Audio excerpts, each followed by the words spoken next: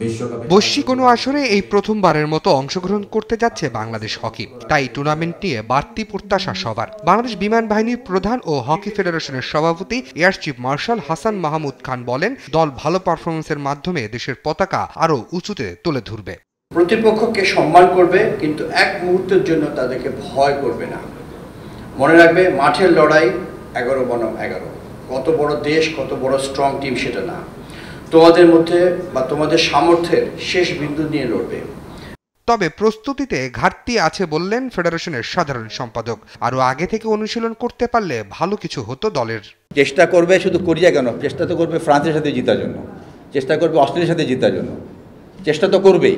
কিন্তু let us be frank, যে খেলাটা ওদের দেশের যে খেলার মান যতটুকু আছে, আমরা ওই পর্যায়ে হয়তো এখনো কাছাকাছি পৌঁছাতে পারিনি। বাংলাদেশ খেলবে এফ গ্রুপে, যেখানে তাদের প্রতিপক্ষ অস্ট্রেলিয়া, দক্ষিণ কোরিয়া ও ফ্রান্স। প্রতিটি দলকেই সমীহ করছে বাংলাদেশের অধিনায়ক। টোটালি এখন আমাদের যে প্যাটার্নটা, আমি মনে করি যে না, ইউরোপিয়ানরা যেভাবে যে স্টাইলে খেলে, আমরা অনেকটাই ওই কাছাকাছি ওই রকম একটা স্টাইলে আমরা যেতে পারছি। হকি অনূর্ধ্বর 21 বিশ্বকাপ খেলতে ভারতের উদ্দেশ্যে যাত্রা করবে 18 নভেম্বর। রাশেদ অমিত, দেশ টিভি, ঢাকা।